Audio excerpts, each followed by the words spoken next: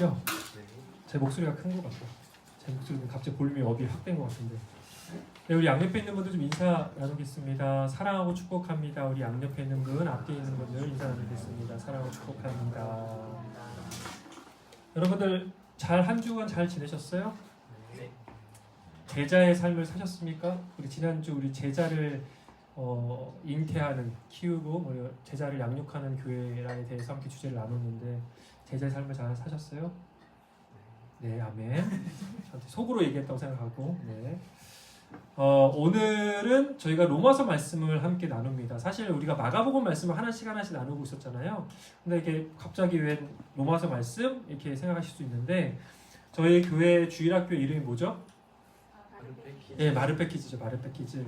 우리 마르페키즈를 담당하고 계시는 우리 조성욱 전도사님, 그리고 우리 김필영 전도사님 위에서 지금 하고 계시죠. 열심히 함께 매주 미팅을 하고 있어요. 미팅에서 우리 마르페키즈를 어떻게 잘 복음 위에 잘 세워갈 수 있을지를 매주마다 고민을 열심히 하고 있습니다. 모두들 정말 기쁘게 수고해주고 계세요. 그렇게 함께 준비하면서 우리 마르페키즈를 향한 하나님의 약속의 말씀을 받았거든요. 그 약속의 말씀이 바로 오늘 읽어주신 말씀이에요. 로마서 12장 1절에서 2절 말씀이 우리 마르페키즈를 향한 하나님의 말씀이라고 생각하고 저희가 믿고 그렇게 준비하고 있습니다. 우리 사랑하는 아이들이, 또 우리 교회에 오는 모든 아이들이 세상이 가르치는 풍조와 가르침이 아니라 예수님을 본받아서 하나님의 진리와 성령으로 충만하여서 이 땅에 참된 빛으로 소금으로 살아갈 수 있도록 인도해주고 도와주는 게 우리 마르페키즈의 목표이고 또 비전입니다. 우리 마르페키즈 막내도 있죠. 우리 막내. 근데 이게 단순한 마르페키즈의 비전이고 사명이 아니라 우리 교회의 비전이고 사명이어야 합니다. 그러니까 전도사님들만 여기 수고하시는 게 아니라 여기 있는 전 성도님들이 함께 우리의 교회의 희망이야, 우리 기독교의 희망이야 마르페키즈, 그렇게 함께 기도해 주시고 또 동참해 주시면 정말 좋을 것 같습니다. 그런 이유로 해갖고 우리 전도사님들께서 같은 본문으로 했으면 좋겠다 말씀을, 우리가 성인 예배 본문하고 마르페키즈 설교 말씀 본문이랑 똑같아요. 항상 같이 가거든요. 그래서 로마서 12장 1절과 2절 말씀으로 준비를 해달라고 부탁을 받았고요. 제가 묵상하면서 이 말씀이 또한 건강한 교회에 대한 메시지로 이어지는구나 라는 걸 깨달았게 됐어요. 그래서 하나님의 예배하심이 참 놀랐다 이런 생각을 했는데, 그러면서 저도 오늘 말씀 준비하면서 건강한 교회 시리즈를 계속 이어갈 수 있게 되었습니다. 오늘 건강한 교회 시리즈 5번째 말씀이죠. 합당한 예배를 드리는 교회. 하나님께서 이 말씀을 가지고 예배가 무엇인가, 진짜 예배가 무엇인가에 대해서 우리에게 주시는 말씀이 있다라고 저는 믿습니다. 함께 은혜를 나누도록 하겠습니다. 근데 오늘 말씀의 내용을 함께 나누기 전에 로마서에 대한 배경을 좀 우리가 알아야 됩니다. 로마서를 왜 썼는가? 우리 사실은 모든 성경에는 다 이유가 있어요, 사실. 근데 그 원 저자가 왜 이 성경을 쓰게 되었는지를 알게 되면요, 이 성경을 이해하는 폭이 굉장히 넓어집니다. 그래서 로마서는 그럼 왜 쓰여졌지? 라고 한번 우리가 알고 넘어가면 좋을 것 같습니다. 먼저 로마서는요, 누가 썼을까요? 깜짝 퀴즈. 네, 바울이 쓰셨죠. 바울이 누구에게 썼을까요? 로마에게? 조금 더 구체적으로 로마 교회에. 맞습니다. 사도 바울이 로마 교회에 보낸 뭐죠? 편지입니다. 편지. 근데 왜 보냈을까? 이게 중요한 거예요. 이게 중요한 겁니다. 왜 보냈을까? 사실 로마 교회는요, 바울이 세우지 않은 교회예요. 그리고 심지어는 바울이 가본 적도 없는 교회예요. 그러면은 왜 바울이 뭐 때문에 편지를 보냈을까? 우리가 이걸 궁금해해야 됩니다. 오순절 성령 강림 이후에 이 성령을 경험한 유대인들이 뿔뿔이 흩어졌어요. 그리고 로마에도 갔을 거 아니에요? 로마에 가서 스스로 세운 교회가 바로 로마 교회입니다. 그래서 처음에는 유대교회에서 기독교로 개종한 유대인 성도들 중심으로 이 교회가 세워졌어요. 그런데 문제가 있습니다. AD 49년, 그러니까 주후 49년경에 글라우디오 로마 황제가 로마에 있는 모든 유대인들 다 떠나. 문제가 있었거든요. 그 문제까지 얘기하면 너무 길어지니까, 문제가 있어서 모든 로마에 있는 유대인들을 추방하는 추방령을 발표합니다. 그러면서 더 이상 로마 안에 유대인들이 살 수 없게 된 거예요. 로마 교회를 누가 세웠어요? 유대인들이 세웠거든요. 처음에 성령을 경험한 유대인들이. 근데 어떻게 하지? 하면서 로마 교회의 중심이었던 유대인 교인들이 전부 다 떠나게 된 거예요. 그럼 누가 남았을까요? 이방인이 남았겠죠. 이방인이 소수였겠죠. 그러니까 유대인 중심으로 돌아가던 로마 교회가 하루아침에 어떻게 되냐면 이방인 중심으로 바뀌게 된 거예요. 그러면서 얼떨결에 소수였던 이방인 성도들이 교회의 중심이 되면서 교회를 이끌어가게 된 겁니다. 그렇게 몇 년을? 1년, 2년, 3년, 4년, 5년을. 그래서 AD 54년경에 글라우디오 황제가 죽어요. 죽으면은 자연스럽게 그가 했던 어떤 뭐 행정 명령들이 다 사라집니다. 그래서 로마 안에 있는 유대인 추방령이 다 해제됐어요. 어떻게 했습니까? 유대인들이 다시 돌아왔어요. 로마 교회로. 돌아왔는데 어떻게 되었습니까? 이제 이방인들이 주류가 된 거예요. 내가 이 교회를 이끌어 왔었는데, 내가 집사고, 내가 권사고, 내가 장로인데 갑자기 아무것도 아니었던 애가 새신자였는데 분명히 나왔을 때 새신자 교육 받던 애가 장로가 되었네? 라고 된 거예요. 갈등이 일어난 겁니다. 약간의 파워 게임도 일어난 것이고, 근데 이제 이방인이 주류가 된 거예요. 그런데 문제는 내가 맞다, 내가 하던 방식이 맞다, 아니다, 내가 하던 방식이 맞다 하면서 서로가 계속 다툼이 일어나고 분열이 일어난 겁니다. 이때에 사도 바울이 권면을 하게 된 거예요. 게다가 이 로마 교회는 어떻습니까? 사도 바울이 세운 교회도 아니라고 했어요. 사도 바울이 가본 적도 없는 교회니까 어떻습니까? 신학적 기반도 없는 거예요. 이런 상황에서 사도 바울이 신학적 기반을 세우고 또 이 로마 교회 안에 있는 이방인 성도들하고 그리고 유대인 성도들이 하나 될 수 있는 그런 방법을 가지고, 그런 생각을 가지고 편지를 쓰게 된 거죠. 그런데 결론은 뭐냐면요, 사도 바울이 말하는 메시지의 핵심은 복음입니다. 복음. 그러니까 복음으로 하나 될 수 있는 거고, 우리는 복음으로 하나 돼야 된다. 다 달라. 생각도 다 달라. 이런 사람들이 모여서 어떻게 하나가 될 수 있지? 어떻게 교회가 될 수 있지? 그냥 복음이라는 거예요. 그래서 주구장창 복음에 대해서 설명하고 있는 게 바로 로마서예요. 그래서 로마서로 1장부터 5장까지는 뭐에 대한 얘기를 하냐면 참된 믿음과 칭의에 대해서 얘기를 해요. 진짜 믿음이 뭐냐? 여러분 믿는다며. 뭘 믿는 거예요? 뭘 믿는지를 가르쳐 주는 거예요. 그래서 이신칭의에 대해서 1장부터 5장까지 얘기를 합니다. 믿음으로 구원받는 것에 대해 얘기해요. 그리고 6장부터 8장까지는, 로마서 6장부터 8장까지는 성령에 대해서 말합니다. 성령. 우리를 하나 되게 하시는 성령. 그리고 9장부터는 복음에는 차별이 없음을 강조합니다. 그러니까 복음에는 이방인이든 유대인이든 새신자든 상관없이 복음에는 아무 차별이 없다는 거예요. 그리고 오늘 본문인 12장부터는 복음의 능력으로 의롭게 된 하나님의 백성이 어떻게 살아야 하는가, 그 실제적인 이야기를 이야기하기 시작합니다. 12장부터. 그러니까 이제 11장까지 얘기한 거, 로마서 11장까지 얘기한 것들을 바탕으로 해갖고 실질적인 적용을 이야기할게 하면서 12장을 시작한 거고, 본문 1절에 사도 바울이 그래서 그러므로 라고 하면서 시작한 거예요. 그러므로 라고 하면서 12장을 시작하고, 그때 가장 먼저 언급한 게 바로 예배예요. 예배에 대해서 얘기해 줄게요. 사도 바울이 예배에 대해서 얘기하면서 가장 먼저 얘기한 게 뭐냐면 합당한 예배에 대해서 얘기합니다. 합당한 예배. 로마교회 이방인 성도들과 유대인 성도들은 서로 싸웠을 거예요. 다퉜을 거예요. 내가 드리는 예배 방식이 맞다. 내가 드리는 예배 방식이 맞다. 유대인들은 참으로 율법적인 예배를 드렸을 겁니다. 이방인들은 어쨌든 이방 우상 숭배를 하는 어떤 이방 신들의 어떤 그런 제의식들이 영향을 받았을 거예요. 서로가 맞다 이거예요. 서로가 이렇게 드리는 게 맞다, 저렇게 드리는 게 맞다. 서로에게 익숙한 예배 방식을 주장했을 겁니다. 여러분, 사실 로마 교회뿐만 아니라 지금 이 시대에도요, 자신에게 익숙하고 자신이 원하는 예배의 형태와 방식을 가지고 예배가 좋았다 아니다를 판단합니다. 솔직히 그렇지 않습니까, 여러분? 어떤 사람들은 화려한 사운드와 음향 장비로 된 현대적 예배에 대해서 나 은혜 받고 너무 좋아 라고 말하는 사람들이 있어요. 또 어떤 사람들은 조용하고 엄숙하고 이런 전통적인 예배 형식을 가지고 좋아, 깊이가 있어, 영성이 있어 라고 말하는 사람도 있습니다. 근데 사실 예배의 형태와 예배의 방식이 참된 예배를 결정하지 않아요.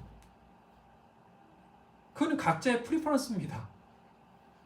화려한 장비와 큰 예배당에서 드리는 그러한 예배이든, 이렇게 우리처럼 지하실에서 드리는 예배이든, 그 예배의 형태와 방식과 환경은 그렇게 중요하지 않습니다. 그것이 예배의 본질이 아니기 때문이에요. 그래서 바울이 로마교회 성도들에게 이제 예배의 본질이 무엇인지를 알려주겠다는 겁니다. 함께 오늘 본문의 1절의 말씀을 다시 한번 읽어보도록 하겠습니다. 시작. 형제자매 여러분, 그러므로 나는 하나님의 자비하심을 힘입어 여러분에게 권합니다. 여러분의 몸을 하나님께서 기뻐하실 거룩한 산 제물로 드리십시오. 이것이 여러분이 드릴 합당한 예배입니다. 바울이 말하는 예배의 본질은 우리의 몸을 하나님께서 기뻐하시는 거룩한 산 제물로 드리라는 겁니다. 아니, 어떤 예배 형식을 얘기하는 게 아니에요. 방식을 얘기하는 게 아니에요. 어떤 형태를 얘기하는 게 아니고 환경을 얘기하는 게 아니에요. 우리 자체가, 우리 자신이 드려지는 것이 예배라고 말합니다. 우리의 몸이, 우리의 생각이, 우리의 영이 주님께 온전히 드려지는 예배가 바로 참된 예배라고 사도 바울은 강조하고 있어요. 또한 그것이 우리가 드릴 합당한 예배라고 말합니다. 그런데 여기서 우리가 주목해야 되는 단어가 바로 합당한이에요. 합당한. 이 합당어를 해석한 헬라어 로기코스인데요. 이 로기코스는 해석하기가 너무나 어렵기로 악명이 높습니다. 왜냐하면 충분한 자료와 근거가 없어요. 어떻게 이것을 해석해야 되는지. 그런데 가장 설득력 있는 해석이 바로 이 합당한이라는 건데요. 그래서 어떤 번역본을 보면요, 영적 예배라고 해석한 데도 있어요. 이것이 너희가 드릴 영적 예배니라 라고 하는 데도 있고요. 이치에 맞는 예배다, 신령한 예배다, 온전한 예배다 라고 다양한 해석이 있습니다. 다양한 해석, 이 단어에 대해서. 하지만 가장 대표적인 게 바로 합당한 예배라고 저는 생각하고, 이 합당한 예배, 왜 합당한 예배인가? 뭐가 합당한 예배인가? 이 합당한 예배라는 말이 무슨 말인가를 사실 우리가 좀 알아볼 필요가 있어요. 여러분, 우리의 몸을 드리는 예배가 왜 합당한 예배입니까? 여러분, 여러분 구약 성경이 좀 익숙하신 분들, 읽어보신 분들은 좀 아시겠지만 제사를 드릴 때 어떻게 하냐면 흠없고 또 살아있는 제물을 성전에 가지고 옵니다. 가지고 오다가 다친다? 어떻게 되죠? 다시 가야 돼. 바꿔야 돼. 정말 흠없는 어린 양이나 염소나 데리고 와서 어떻게 해요? 와서 죽입니다. 이게 구약의 제사예요. 데리고 왔어요. 근데 죽이기 전에 뭐를 하냐면 안수를 해요. 안수를 하는 행위는 뭐냐면 내 죄를 넘기는 거예요. 이 제물한테. 그리고 누가 죽이냐면 제사장이 죽이지 않습니다. 가지고 온 사람이 직접 죽입니다. 그리고 각도 뜹니다. 직접. 그러면 제사장은 가져가서 불에 태우기만 하는 거예요. 근데 이 제물을 가지고 와서 그러니까 이렇게 안수를 하는 모든 행위는 뭐냐면 결국 뭐냐면 내가 죽어야 하는데, 이 죄 때문에 내가 죽어야 하는데 이 죄의 책임을 이 제물한테 넘기는 거예요. 그리고 대신 죽는 겁니다. 불쌍하죠. 그러니까 내가 죽어야 될 그 죄의 책임을 이 양이나 소가 대신 죽음으로 말미암아 하나님의 죽음의 심판이 넘어가는 겁니다. 그리고 드디어 제사장은 하나님께 나아갈 수 있게 됩니다. 그러면서 이 제물을 죽이면서 죄가 심각하구나. 이 죄가 정말 무서운 거구나. 다시는 죄를 지으면 안 되겠구나 라고 하면서 스스로 깨닫는 겁니다. 여러분, 이것이 예배의 모태입니다. 그런데 이 피의 제사, 죽음의 제사는 신약시대에 예수님이 오심으로 말미암아 더 이상 드리지 않게 됐어요. 그러니까 이제 우리가 양이나 염소 데리고 오지 않아도 돼요. 안 그랬으면 난리 났겠죠. 막 양, 염소 울어대고 막 피 튀기고 막 그런 제사를 우리가 드렸었어야 된다는 거예요. 그런데 예수님께서 친히 우리를 위한 산 제물이 되시고 우리를 위한 대제사장이 되시어서 십자가에 달려 죽으심으로 우리 모두를 위한 속죄 제사를 단번에 한 번에 드리셨습니다. 이게 복음이에요. 히브리서 10장 12절에서 14절까지 말씀 함께 읽어보도록 하겠습니다. 그러나 그리스도께서는 죄를 사하시려고 단 한 번의 영원한 유언 제사를 드리신 뒤에 하나님 오른쪽에 앉으셨습니다. 그리고서 그는 그의 원수들이 그의 발 아래에 굴복할 때까지 기다리고 계십니다. 그는 거룩하게 되는 사람들을 단 한 번의 희생 제사로 영원히 완전하게 하셨습니다. 단 한 번의 제사로. 왜냐하면 완전한 흠없는 어린 양 제물이 되셨기 때문에, 그분이 완전한 대제사장이 되셨기 때문에 이제는 히브리서 말씀처럼 예수님으로 말미암아 더 이상 우리가 양이나 염소를 데리고 와서 죽일 필요 없다라는 거예요. 죄 지어도 그 죄를 넘길 필요 없다라는 거예요. 피가 튀기고 각을 뜰 필요 없다라는 거예요. 얼마나 편하고 좋습니까? 얼마나 좋아요? 너무나 좋죠? 너무나 편하죠? 그래서 은혜인 거예요. 은혜인 겁니다. 물론 이 편함의 은혜를 우리가 너무 누려서 문제가 되죠. 편하게 예배드리려고요. 더 편하게 예배드리려고. 편함이 우상이 되어버립니다. 그리고 그래서 이제 예수 그리스도로 말미암아 우리는 어디에서나 하나님께 나아갈 수 있게 됐어요. 성전이 아닙니다. 성전에 가야지만 우리가 예배드릴 수 있는 게 아니라는 거예요. 그 어디에서나 하나님과 소통할 수 있습니다. 시장판에서도 하나님께 나아갈 수 있게 됐어요. 누구 때문에? 예수님 덕분에. 이제 그 어디나 예배의 처소가 됐습니다. 교회를 가지 않아도 됩니다. 그 어디나 예수님을 통해 예배의 장소가 되었고 내 방에서도 예배의 처소가 되었습니다. 예수님으로 인하여 우리는 움직이는 성전이 되었습니다. 예배자가 있는 곳이 예배당이 되었습니다. 그래서 여러분 정말 예배당에 목숨을 거는 것 있잖아요. 그 건물에 교회 재정을 다 쏟아붓는 것 미련한 겁니다. 정말 미련한 거예요. 많은 교회들이 막 큰 돈을 들여서 어마어마하게 웅장한 교회 건물을 지으려고 해요. 화려한 음향 시스템, 미디어, 인테리어를 하면서 예배당에 목숨을 걸려고 합니다. 여러분, 그 돈으로 참된 성전인 영혼과 생명을 살리는 데 쓰고 한 명의 참된 예배자를 만들어 세상 가운데 보내고 사용하는 것이 더 복음적인 거 아니겠습니까? 여러분, 교회 건물은 성전이 아니에요. 자꾸 우리가 성전이라는 말을 쓰는데 성전 아닙니다. 성전 건축, 성전 봉헌이라는 말을 씁니다. 그런데 이건 잘못된 신학입니다. 성전은 더 이상 없습니다. 우리가 성전이에요. 예수님이 성전입니다. 예수님께서 이제 친히 우리의 성전이 되셨고요. 또한 그 예수 그리스도를 구주로 영접한 그리스도인이 주님의 성전이 되었습니다. 함께 고린도전서 3장 16절에서 17절 말씀 함께 읽겠습니다. 시작.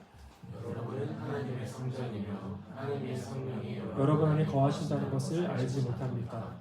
누구든지 하나님의 성전을 파괴하면 하나님께서도 그 사람을 멸하실 것입니다. 하나님의 성전은 거룩합니다. 여러분은 하나님의 성전입니다. 여러분은 하나님의 성전입니다. 우리 양옆에 있는 분들에게 좀 선포해 줄까요? 당신은 하나님의 성전입니다. 선포해 주십시다. 당신은 하나님의 성전입니다. 그래서 그렇기 때문에 우리 자신을 거룩한 산 제물로 드리라는 겁니다. 그래서 그게 합당하다는 거예요. 그게 합당하고 그것이 이성적으로 마땅한 예배라고 우리에게 얘기하고 있는 겁니다. 여러분, 예수님께서 성전이 되시고 제물이 되시고 제사장이 되시어 우리를 성전되게 하셨습니다. 마찬가지로 성경은 우리도 예수님을 따라 성전이 되고 왕같은 제사장이 되고 그리고 산 제물이 되어서 우리의 몸을, 우리의 삶을, 우리의 전부를 주님께 드리는 것, 그것이 바로 참된 예배요 합당한 예배라고 성경은 말합니다. 저는 여러분이 합당한 예배를 드리는 참된 예배자 되기를 주님의 이름으로 축복합니다. 여러분의 전부를 주님께 거룩하게 구별하여 드리는 그 참된 예배를 여러분의 모든 삶의 현장에서 드릴 수 있기를 주님의 이름으로 축복합니다. 직장이든 가정이든 학교든 그 어디나 여러분의 삶을 산 제물로 드리시기를 축복합니다. 둘째, 헬라어 로기코스는요, 대표적으로 영적인 신령한이라고 해석합니다. 여러분, 어떠한 예배가 신령한 예배일까요? 어떠한 예배가 영적 예배일까요? 진짜 영적인 예배야. 신령한 예배야. 어떤 걸까요? 막 춤을 추고, 막 뭐에 홀린 듯이 막 뜨겁게 막 뛰면서 하는 예배? 일 수도 있고, 사람들이 막 쓰러지고 막 신비로운 영적 체험을 막 하는 그런 놀라운 기적이 일어나는 예배? 그러한 예배가 신령하고 영적인 예배처럼 보일 수 있습니다. 그런데 꼭 그렇다고 말할 수도 없을 수 있어요. 왜냐하면 사실 그러한 예배 모습은 다른 종교에서도 충분히 일어나는 의식행위예요. 다른 종교에도 충분히 일어나는 의식행위입니다. 성경에서 말하는 신령한 예배는 결국 어떤 예배냐면요, 성령 충만한 예배입니다. 성령님께서 주도하시고 성령님께서 일하시고 성령님께서 우리에게 말씀하시는 그 예배, 그게 바로 우리가 말하는 신령한 예배인 거예요. 그런데 여기서 잠깐, 그러면 성령 충만하면 어떻다는 거지? 어떤 모습이 나타난다는 거지? 그거에 대해서 갈라디아서 5장 22절과 23절에서 증거하고 있습니다. 우리 함께 읽겠습니다. 시작. 그러나 성령의 열매는 사랑과 기쁨과 화평과 인내와 친절과 선함과 신실과 온유와 절제입니다. 이런 것들을 막을 법이 없습니다. 여러분, 성령으로 충만하면 일어나는 현상이 있대요. 성령님께서 일하시면 나타나는 열매가 있대요. 그것이 바로 내면의 변화라는 거예요. 아니, 우리가 기대했던 건 좀 다른데? 우리가 기대했던 건 굉장히 뭔가 기적적인 일들이 일어나고 막 갑자기 막 눈이 뿌얘지면서 막 신비로운 막 천사들이 막 나타나고 이래야 되는 거 아닌가 생각하지만 성경이 말하는 성령의 역사는 좀 다르다라는 거예요.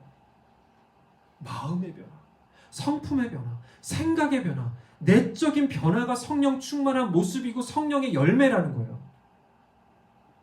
그럼 결론적으로 어떤 예배가 정말 신령한 예배일까? 어떤 예배가 정말 영적인 예배일까? 성령 춤을 추고 막 미친 듯이 뛰어다니고 막 신기하고 신비로운 현상이 나타나는 그런 예배가 아니라 우리의 내면의 변화가 일어나는 예배, 우리의 심령에 찔림이 있는 예배, 우리 안에 성령의 열매가 맺히는 그런 예배가 바로 성령 충만한 예배이고 신령한 예배라고 성경이 우리에게 얘기하는 겁니다. 마음의 변화, 생각의 변화, 성품의 변화가 물일 듯이 일어나는 거예요. 그것이 참된 예배의 모습이라는 겁니다. 그래서 사도 바울이 무엇이 참된 예배인지 오늘 2절 말씀에 본문 2절에 구체적으로 설명할 때 마음을 새롭게 함으로 변화를 받는 것이라고 정의하고 있거든요. 바로 그거 아닙니까? 바로 이거 아닙니까? 성령으로 말미암아 우리 마음에 성령의 열매가 풍성하게 열며 성령으로 말미암아 나의 완고하고 완악하고 탐욕적이고 부패한 우리의 마음이 거룩하게 구별되어 새롭게 되는 것. 예배를 통해서 그런 일들이 일어나는 것, 바로 그것이 영적인 예배라는 거예요. 그렇기 때문에 환경이 중요하지 않다는 거예요. 그렇기 때문에 예배당 건물이 중요하지 않은 거예요. 화려한 사운드가 중요한 게 아니라는 겁니다. 하나님과 나 사이에 홀로 있는 상황에서도 내 안에 성품과 마음과 생각의 변화가 일어날 때 성령님이 역사하시는 거고, 그게 바로 신령한 예배, 영적인 예배라고 하는 겁니다. 제가 어떠한 유명한 찬양 인도자로 사역하셨던 분의 이야기를 그분과 함께 사역했던 분한테 들은 적이 있어요. 찬양인도를 굉장히 잘하시는 분이시고 많은 분들이 와 진짜 이분이 찬양인도가 기름 부음이 너무 넘치는 것 같아, 막 이런 말씀을 많이 했습니다. 근데 문제는 뭐냐면 그분이 생각보다 성격이 굉장히 괴팍하다라는 데 있었어요. 그러니까 찬양팀을 이끌 때 사람들을 너무 막대하는 거예요. 약간 도구처럼. 그러니까 못하면 너무 나무래고, 그래서 그분한테 상처받아 나간 사람들이 많은 거예요. 근데 워낙 유명하다 보니까 계속 들어와요. 바뀌고 들어오고 바뀌고 들어오고. 사람을 소중하게 여기기보다 사람을 도구처럼 여기는 거, 과연 그게 하나님의 성품일까? 성령의 성품일까? 그분이 아무리 찬양 인도를 잘한다고 할지라도, 여러분, 저는 그분이 어떻게 찬양 인도를 잘하는지는 모르겠지만, 뭐 찬양을 잘하는지, 뭐 목소리가 좋은지, 아니면 노래를 잘하든지, 아니면 음악을 잘하든지 모르지만, 성령 충만한 인도자는요, 노래를 좀 못해도, 음악을 잘 못해도, 말을 좀 더듬어도 괜찮다라는 거예요. 왜냐면 예배는 콘서트가 아니잖아요. 예배자가 참으로 겸손하고 친절하고 사랑이 많고 하나님 앞에 정말 순전한 사람이라면, 여러분, 그 사람이 누구보다 탁월한 예배자입니다. 겉으로 보여지는 것에 주목하고 집중하는 것이 결코 예배의 본질이 아니라는 거예요. 우리의 중심이 들여지는 것이 예배이기 때문에 우리의 중심이 너무나도 중요하다는 겁니다. 그래서 이 포인트에서 마태복음 5장에 예수님께서 하신 말씀을 우리가 기억이 나야 돼요. 함께 마태복음 5장 23절, 24절의 말씀 함께 읽어보겠습니다. 시작. 그러므로 내가 제단에 제물을 드리려고 하다가 내 형제나 자매가 내게 어떤 원한을 품고 있다는 생각이 나거든 너는 그 제물을 제단 앞에 놓아두고 먼저 가서 자매와 화해하라. 그런 다음에 돌아와서 제물을 드려라. 아멘. 예수님께서 말씀하신 게 뭡니까? 하나님이 받으시는 예배는 우리의 중심을 받으시는 예배라는 거예요.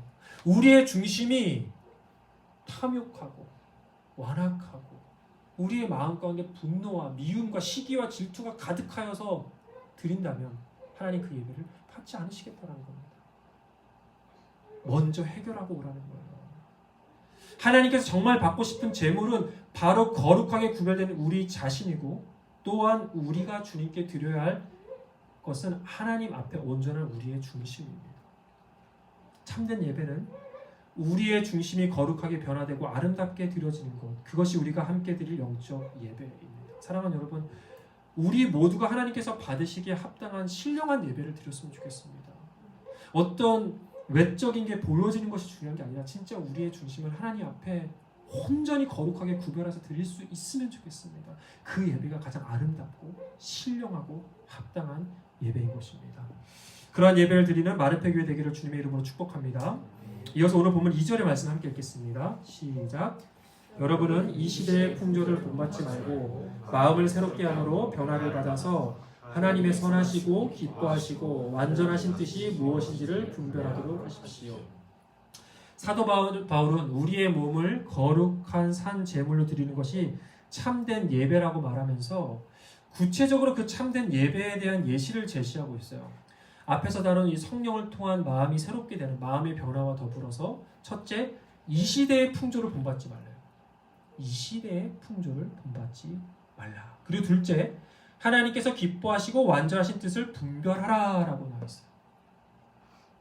그것이 우리가 우리의 몸을 드리는 참된 예배라고 말하고 있습니다. 근데 다시 말하면 이 말은 뭡니까? 우리에게 구별됨을 요구한다. 구별됨. 같지 않다. 세상 같지 않다. 달라야 한다. 구별됨이 뭡니까? 거룩함이죠. 거룩함의 뜻이 구별됨입니다. 여러분, 에베소서 2장에서 증거하고 있듯이 세상은 사단 마귀가 공중 권세를 잡고 왕노릇을 하고 있습니다. 이건 성경이 증거하고 있는 거예요. 그래서 에베소서 4장이 증거하듯이 세상은 우리를 어떻게 하냐면요, 허망한 생각을 쫓게 해요. 허망, 실체가 없는데 그냥 쫓게 해요. 진리에 대한 무지, 진리를 모릅니다. 무엇이 진짜인지를 몰라요. 마음의 완고함, 근데 고집을 피워요. 진리가 아닌데 거짓말을 자꾸 따라가는데 이게 맞다고 하면서 고집을 피우고 있는 겁니다. 무엇이 옳은지 무엇이 그른지 분별함 없이 행동하는 거예요. 지금 세상이 그렇게 흘러갑니다. 몸의 정욕과 탐욕과 썩어 없어질 것들이 중요하다고 말하면서 정작 중요한 영원한 생명과 영원한 소망과 절대적 진리와 창조주 하나님에 대해서는 무시하거나 조롱합니다. 그래서 세상이 어때요? 너도 맞고 나도 맞아. 절대적 진리 없어. 이것도 옳고 저것도 옳을 수 있으니까 나에게 너의 기준을 강요하자. 나는 나의 길을 갈 거야. 그러한 현상을 대변하는 세상의 풍조가 무엇이 있습니까? 여러분, 세상은 더 이상 불륜을 해도요, 죄라고 묻지 않습니다. 2016년 1월 6일에 공식적으로 한국은 간통죄를 형법에서 지웠습니다. 각종 드라마 미디어에서는 이혼이 행복의 지름길인 것처럼 포장합니다. 이혼 자체가 나쁘다는 게 아니에요. 근데 이혼이 행복의 지름길인 것처럼 위장하고 포장한다라는 거예요. 하나님께서 세우신 가정을 파괴하는 대표적인 세상의 풍조를 만들어가고 있습니다. 여러분, 이렇게 절대적 진리가 흐려지면 어떻게 되냐면요, 자연스럽게 인간의 욕망과 욕심은 더욱더 선명해지게 되어 있습니다. 뿐만 아니라 세상은 나만 잘 살면 된다고 가르쳐요. 나만 잘 살면 돼. 다른 사람이 어떻든 나만 잘 먹고 잘 살면 된다라는 이기주의를 가리킵니다. 여러분, 이기심은 사실 부끄러운 거예요. 부끄럽다고 얘기를 합니다. 성경은 부끄러운 일이라고 말합니다. 그런데 오히려 이기적으로 살자라는 주제의 책들이 너무 잘 팔려요. 세상에서. 내가 행복하기 위해서 좀 더 이기적이어도 괜찮아 라고 말합니다. 그런데 안타까운 건 성경과 정반대의 가르침을 가리키는 이런 이야기들을 심지어 그리스도인들까지도 좋아합니다. 추천해줍니다. 좀 더 이기적이어도 돼. 살면 그렇게 살아야 돼. 여러분, 예수님께서 언제 이기적으로 살라고 가르치셨습니까? 언제 예수님께서 너만 행복하면 된다라고 가르치셨습니까? 그런데 우리는 우리의 육신의 편함과 즐거움을 쫓게 하는 그런 대중적인 가르침에 더 열광한다라는 거예요. 또한 세상은 우리에게 물질만능주의를 가르칩니다. 돈이라는 우상을 중심으로 우리의 인생과 삶을 결정하게 만듭니다. 더 많은 소유를 하면 더 행복해질 거라고 계속 얘기해요. 너의 존재가 더 아름다워질 거라고 얘기합니다. 그 세상의 거짓말을 기쁘게 본받아 또 쫓아가게 만듭니다. 옆에서 다 그렇게 가는데 나도 그렇게 가야 될 것 같아. 두려움을 줍니다. 근심을 줍니다. 초조함을 줍니다. 더 많이 소유하는 것에 목을 메고 가진 것을 나누고 섬기는 것에서는 더욱더 기피하고 외면하게 만들어요. 여러분, 이러한 것들이 세상이 우리에게 가르치고 있는 풍조입니다. 그런데 우리가 드리는 예배는 이 모든 세상의 가르침에서 구별되어야 한다라고 우리가 가르칩니다. 구별되어야 한다. 그런데 우리가 어떻게 구별됩니까? 하나님께서 기뻐하시고 하나님께서 가르쳐주신 완전하신 그 뜻을 알고 그 뜻대로 생각하고 행동해야 구별된다라는 겁니다. 그것이 거룩입니다. 여러분, 거룩. 우리가 어떻게 거룩합니까? 주님의 뜻대로 살면 거룩한 거예요. 너무 단순합니다. 그런데 여러분, 일주일 내내 세상과 전혀 구별됨 없이 살다가 주일에 교회에 와서 예배 드리면 모든 것이 다 해결되는 면죄부를 얻는 게 아닙니다. 주님이 우리에게 요구하시는 건 주일만의 거룩함의 구별이 아닙니다. 우리의 일주일 내내의 구별됨을 원하십니다.